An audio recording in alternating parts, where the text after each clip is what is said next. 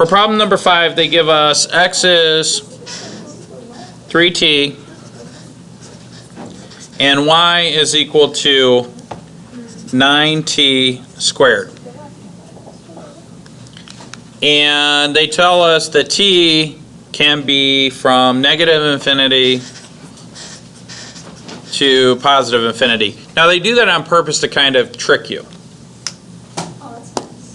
Now this is actually a pair, you guys don't know it, but this is actually, I think it's y equals x squared.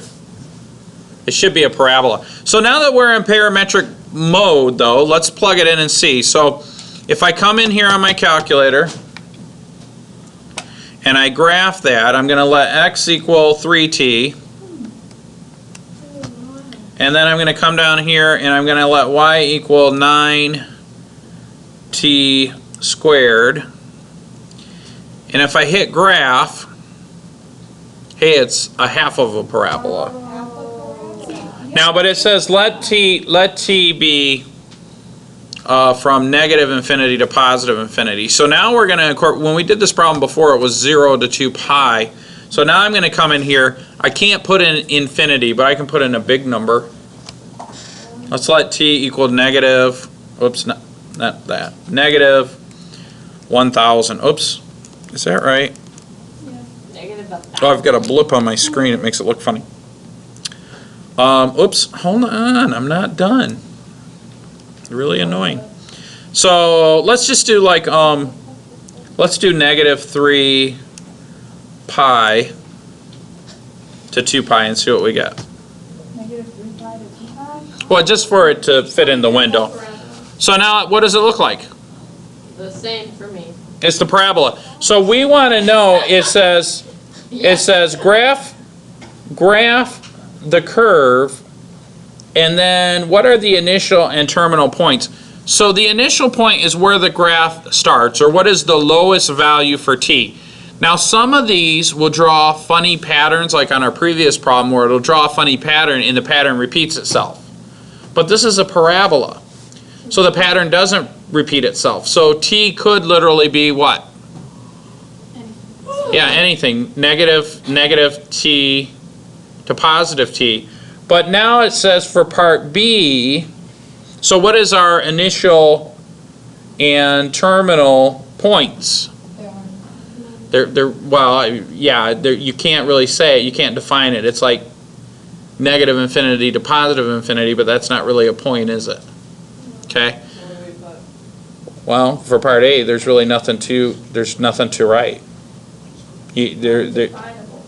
Huh? Now, can you indicate the direction in which this goes? So we've graphed it on our calculator. So let's do it this way.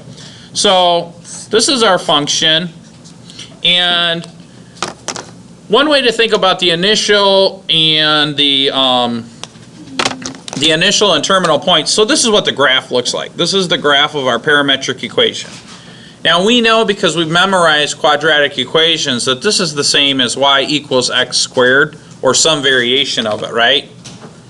But what is the path? If I start at negative t, where do I end up with? Or what's the path that we travel? So if I hit trace, this will look a little different on the parametric equations. When I go to the left, it's going to change the value of t. So as t increases, what we're going to look for, and it should be coming into the, you should be able to see it in the screen pretty soon here. Well, we're not, you got to look at the x and y values. See, my y value isn't in the screen yet. So if I start at negative infinity for t, as t increases, what's the path of the curve? I don't know, I can't see my little thing. Well, just look on my screen. Okay, so let me start over. Here's a low value for t. As t increases, what's the path of the curve? It gets more positive? Well, it just flows this way. We can't see it on the screen. Like when you put your calculator there, I could. Oh, I'll do it again. It's okay. I get what you mean. But that's the flow of the curve. Now, that isn't always the case. Sometimes, depending on the parametric equations, the flow will be this way. We're used to, in the Cartesian equations, it's always going left to right. right? We're used to always kind of going left to right. But now we've got these swirly things, and so remember when we saw those other ones drawn by the calculator? It went this way, this way, this way, this way. So we've got to consider, as t increases, what is the path of the curve? So for part B, that's kind of, you can draw it this way. You can illustrate it this way with an arrow showing you the path of the curve.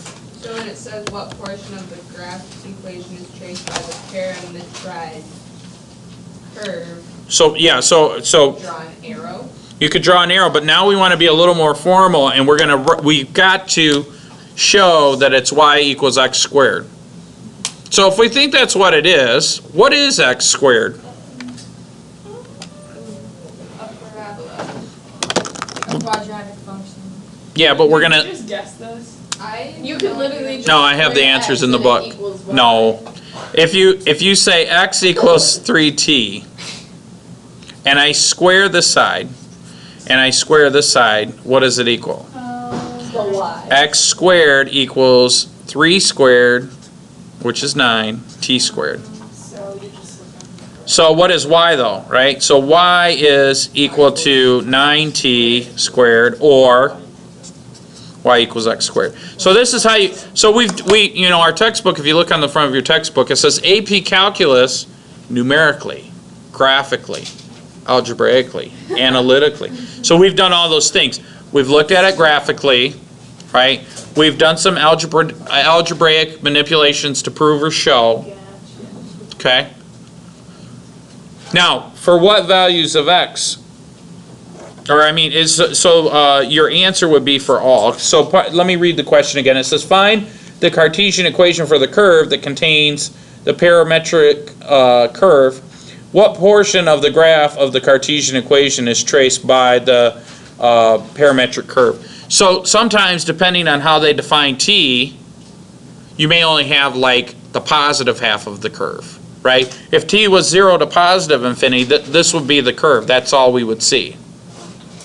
And then our initial point would be 0, 0, and our terminal point, That's what I put, but Yeah. that's wrong.